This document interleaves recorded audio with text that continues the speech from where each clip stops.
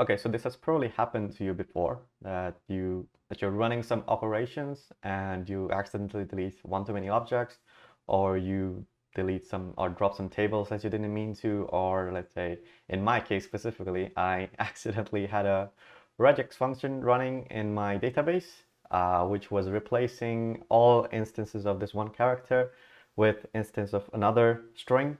And because I forgot to add a pipe at the end, it replaced all characters for the last 3 days of my model objects created, which is like in the thousands or even tens of thousands. And they were all replaced with this specific character that I didn't need. So it looked like, let's say I replaced it with yahoo.com. So instead of saying, hi, my name is Govind, it would be like yahoo.com, yahoo.com, yahoo.com, yahoo.com, yahoo.com. Everything was yahoo.com. So that's what happened, and I had to go back to my previous save or backup of my database and then just reinstantiate from there. I mean, what you can basically do is you can just always save manually, backup manually, and then upload it to your favorite, I don't know, S3 bucket of your choice. But then you have to remember to do this every day, or else you might have a similar situation where you're missing like 2 or 3 days worth of data in case of some data corruption, or you missed some, you deleted one too many items that you didn't mean to, or you updated it incorrectly, or dropped some database, dropped some tables or something. It doesn't matter. And a simple kind of fix for this is just use something like, I think every cloud provider uses it these days. So if you have a instance running, a Linux instance running, they offer something called an instance snapshot. I don't exactly know what it's called in AWS, but in DigitalOcean and in Hetzner that I particularly use, where you can just point to a instance that is running and it will kind of copy everything, or it will just take a, I mean, I think it's pretty self-explanatory what it's doing. It takes a snapshot of that instance at that time, and when you can basically just recreate another server instance from that instance. But now this has a problem where you have to now configure everything, like all the DNS stuff now needs to point to the new server, all that stuff. And if you have, actually this is pretty cost ineffective compared to just saving your database on a S3 bucket, because instant snapshots can cost, like, scale up as you go up with data that you're saving. So if you have a large database, even if you're just saving the instance itself, it's like going to be hundreds of gigabytes, and now you have to pay a lot of money monthly. It's not just one-time thing. You have to pay something monthly just to have the ability to kind of go back and get your instance back. Other kind of options, which are also kind of cost ineffective, but just to let you know that you can also buy a database service specifically, like a service that or managed databases, I think they're called. Like AWS has it with RDS, DigitalOcean has managed database. I think Hetzner doesn't have managed databases yet. But yeah, most of the services usually provide some managed database, and what you can do there is there's an option to just keep backup, or sometimes it's free, sometimes there's an additional small fee, but majority of the cost is going to be way higher compared to just running your database instance in a bigger kind of EC2 instance, for example. Like a normal database instance on DigitalOcean, for example, costs like $40, and you can get a similar or like even bigger, much bigger instance that can run your whole application in containers for like $20, and it will offer you better performance than having a separate database server. And final one, there's also like the database specific, there's very specific backup solutions that also provide, like for DigitalOcean, there's third-party services that can kind of use APIs to kind of make a copy or backup of your server every day or so. With the instant snapshot thing I mentioned, is you're gonna encounter the same problem where you're gonna have to remember to manually every day kind of go to the site, click on the take a snapshot button, and then you can kind of be sure that if there's some data loss that occurs, you can just go back to previous kind of saved instance state. But then again, you also have the problem where you have to manage the DNS thing, point it to a new server, you have to create a new server. You're gonna have a lot of lost time and stuff. Okay, so now as a starting point for this project, we're gonna use my previous video where I detailed how to get a Django project up and running with Django cookie cutter, how to get it to production. It's like a 1 hour long video. I think that's the if you ever had to do manual kind of Django deployments, you're gonna find that that's much simpler than normally just deploying Django with setting up everything yourself with Nginx and all that stuff. All right, so we're at the GitHub repo. So I think I'm still up to date on this branch. So let me just git pull anyways. So now let's check out to a new branch, DB backups. Cool. So the first thing you need to do kind of is, there's one thing we missed on this Django cookie cutter example that it also provides. So there's a Django container, Postgres container, and a Traffic container. But there's one more thing that Django cookie cutter provides, which is called AWS CLI. So that is basically for, you can do manual backups with Postgres. There's a command here for backing up everything. So it does a pgdump and gzips it to make it smaller to upload. And there's commands for restore and then to view all the backups. But to actually just upload it to S3, you have to either write a bash script, or you can basically use the thing they provide, which is called AWS CLI. Okay, so now we gotta get the AWS CLI container info. So for that, what we'll do is basically we'll make another dummy project. Okay, so now we need to create a similar project as what we did last time, but this time with the CLI container. Sure, one UTC, yes. And this is the important one. So here you need to select AWS. So number one. Sure. And that should create it. So now we have a similar kind of folder structure. If you go into production here, we're going to have this AWS and then paste it in our production here. So paste. Okay, now we have AWS CLI and what comes with it. And we have two commands. So there's one upload. So this one we get from our environment variable, and there's a secret key and a bucket name. So this is what we're going to need. And we can also download using those variables. So one more thing we need to copy over is we took the container stuff over here, but now we need to also add it to our production.yml. Go to our production.yml and let's copy all this and put it in our current production.yml. So we have an AWS CLI now with, that's the folder that we just copied over. And this will use the same environment variables as our Django container. And this will be connected to our volumes. So we don't need to like go into the container, like our Postgres container, and then upload it from there. We can just do it from here directly. Next, now we need to go to DigitalOcean or any S3 bucket provider of your choice and get the AWS. So there's access ID, and then there's a secret key, and then there's a bucket name. So those are the three things we need. So if you check AWS here, that's the three environment variables we need. So AWS access ID, and then secret key name, and then a bucket name. So let's go to DigitalOcean. It will be listed over here. So you can click generate a new key. So now in our spaces, I will just create another space, and actually the bucket name, let's just put that in as well. So that's YouTube. That's what I called it. Did I call it Django Cutter? Yeah, I called it Django Cutter. So that's the name of the bucket.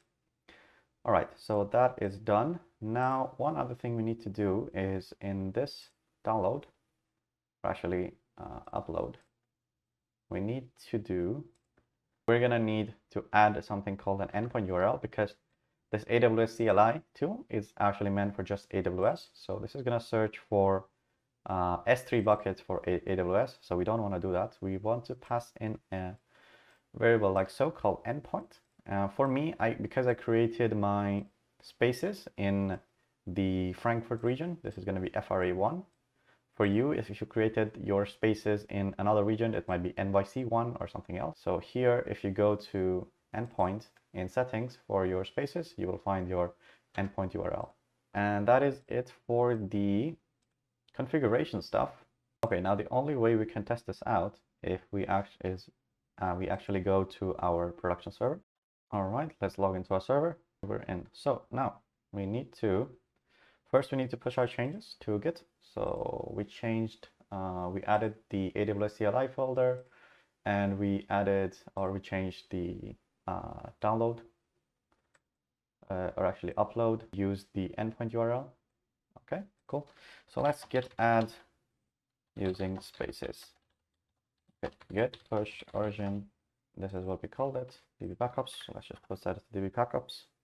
Now we need to git pull, or actually git fetch first. We get the new branch we just created.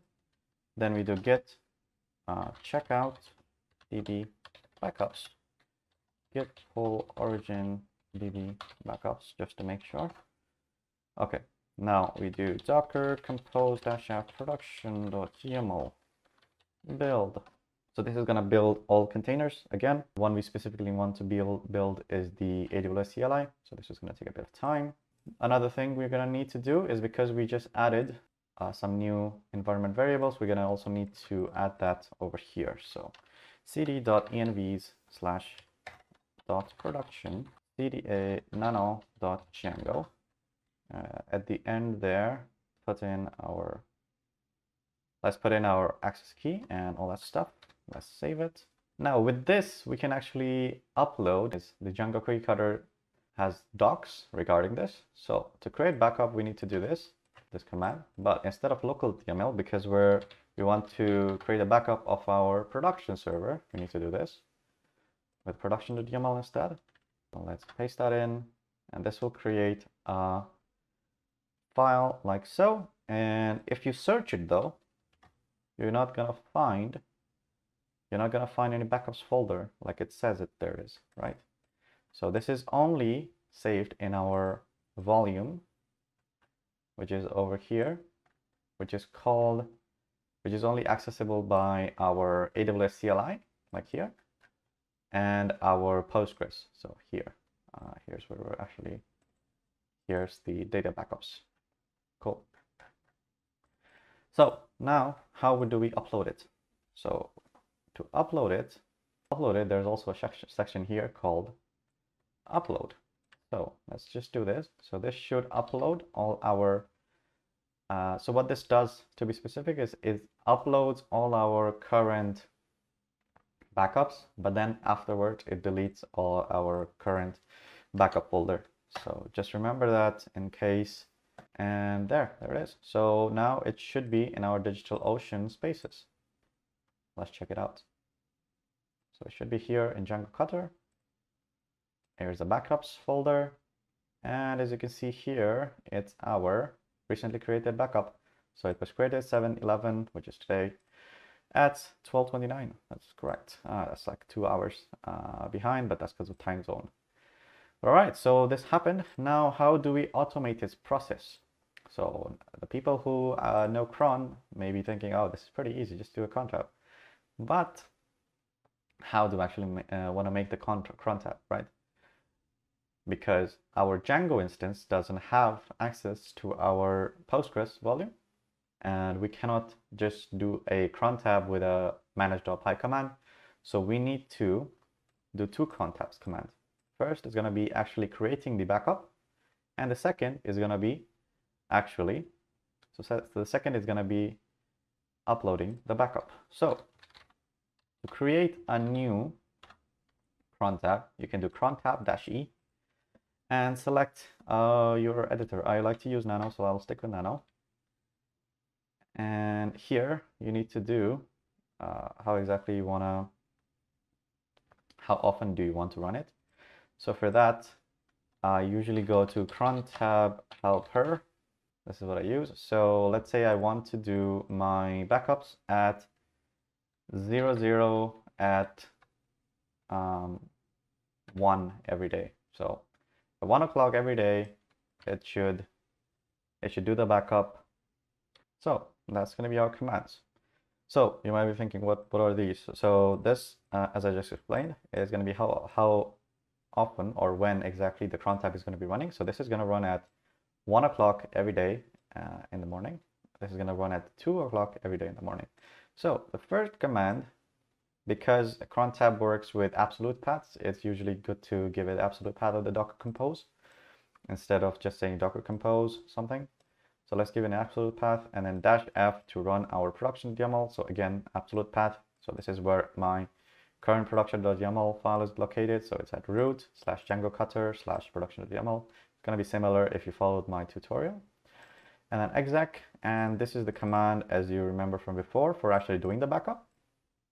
And after 1 hour, so I give it 1 hour usually to actually do the upload, because my on my other server or my hobby server, where it's actually running pretty frequently, there's like, as I said, there's about 100 gigabytes of data, and sometimes it can take about more than 5 minutes, sometimes I've seen, but I like to give it an hour just in case. So that's it. And now you might be thinking, okay, we created the cron tab, but how do we trust it? Like, how do we test it? Do we just wait until it's 1 a.m. in the morning to see if there's a new file? So Cronitor is a tool you can use. I think it's like a paid service as well, but what I like to use it is there's a free version of it, because it's an open source project. You can use it to manually run your cron jobs. So let's install it. Our process on Linux is going to be this. So just copy. So this is going to install, or actually it's going to get the file, and we don't need the third step because we already have Cronitor installed now.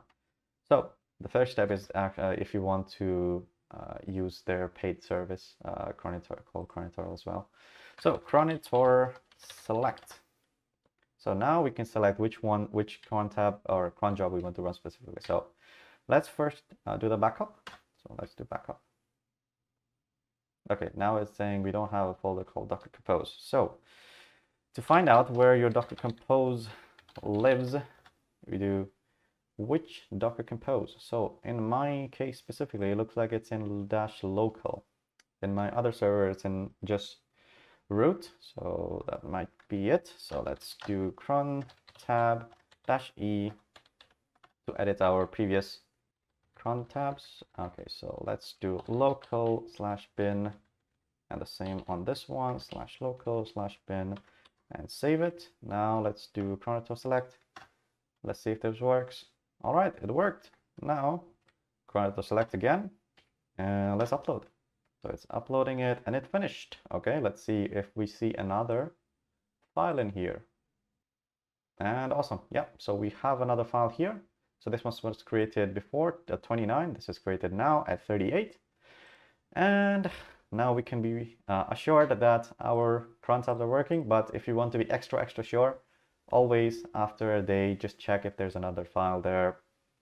If it's not, try to debug what's happening.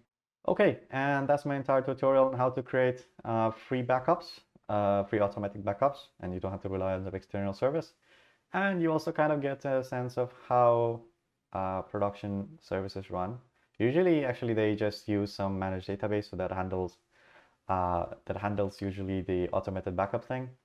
But if you're on a budget or something, or if you're working at a startup which doesn't use managed databases for some reason, this is a very helpful tip on how to, or if you're just using Django as a way to kickstart your hobby, this is usually a way to create automated backups without much extra cost. And that's it. All right then. So this was a bit of an intermediate to advanced guide on how to use Django, or I guess very specific problem about Django. So if you want to see more of these, or if you want to see more of just like beginner level concepts, or just like a tutorial, let me know. I'll be free to do that. Also, so if you want to support me in any way, just use my referral code down below for the Hasner code. You get, I think, 20 bucks, and after you spend some money, I think I get 10 bucks for my referral. So that's a one way to help me out. Also subscribe, it's the button down there. I don't know where. Over there, or maybe it's mirrored and it's there. I don't know. Anyways, let me know if you want to see more of these, and see ya. Bye.